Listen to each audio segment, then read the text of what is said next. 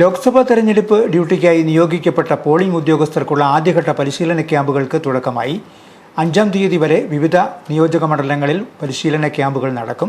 Presiding ഓഫീസർമാർക്കും first polling ഓഫീസർമാർക്കുമുള്ള ക്യാമ്പുകളാണ് ആദ്യഘട്ടത്തിൽ നടക്കുന്നത്. ലോക്സഭാ തെരഞ്ഞെടുപ്പിൽ കോട്ടയം ജില്ലയിലെ പോളിംഗ് ഉദ്യോഗസ്ഥർക്കുള്ള ആദ്യഘട്ട പരിശീലനത്തിന് തുടക്കമായി.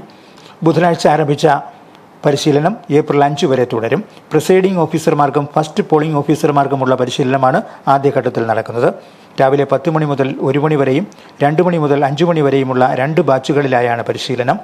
50 ഉദ്യോഗസ്ഥർ വീതമുള്ള ബാച്ചുകളായി തിരിച്ച് 9 നിയോജക മണ്ഡലങ്ങളിലായിട്ടാണ് പരിശീലനം നടക്കുന്നത്.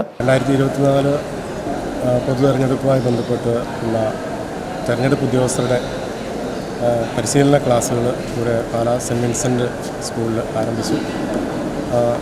രാവിലെയും ഉച്ചകഴിഞ്ഞുമായിട്ട് 3 ക്ലാസ് റൂം വീതവും 2 സെഷനായിട്ട്, അതായത് ഒരു ദിവസം 300 പേര് വെച്ച് ഇവിടെ ക്ലാസ്സിൽ അറ്റൻഡ് ചെയ്യും.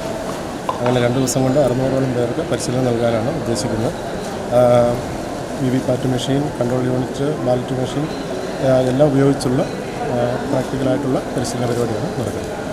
കോട്ടയം നിയോജക മണ്ഡലത്തിലെ ഉദ്യോഗസ്ഥർക്കുള്ള പരിശീലനം നൽകുന്ന CMS കോളേജിൽ ജില്ലാ തെരഞ്ഞെടുപ്പ് ഓഫീസറായ ജില്ലാ കളക്ടർ V. വിഘ്നേശ്വരി പരിശീലന പരിപാടി ഉദ്ഘാടനം ചെയ്തു. ആദ്യഘട്ട റാൻഡമൈസേഷനിലൂടെ 9396 ജീവനക്കാരെയാണ് ജില്ലയിലെ 9 നിയമസഭാ മണ്ഡലങ്ങളിലായി പോളിംഗ് ഡ്യൂട്ടിക്ക് നിയോഗിച്ചിരിക്കുന്നത്. 2349 വീതം പ്രിസൈഡിംഗ് ഓഫീസർമാരെയും ഫസ്റ്റ് പോളിംഗ് ഓഫീസർമാരെയും നിശ്ചയിച്ചിട്ടുണ്ട്. ഇവർക്കുള്ള പരിശീലനമാണ് നടക്കുന്നത്.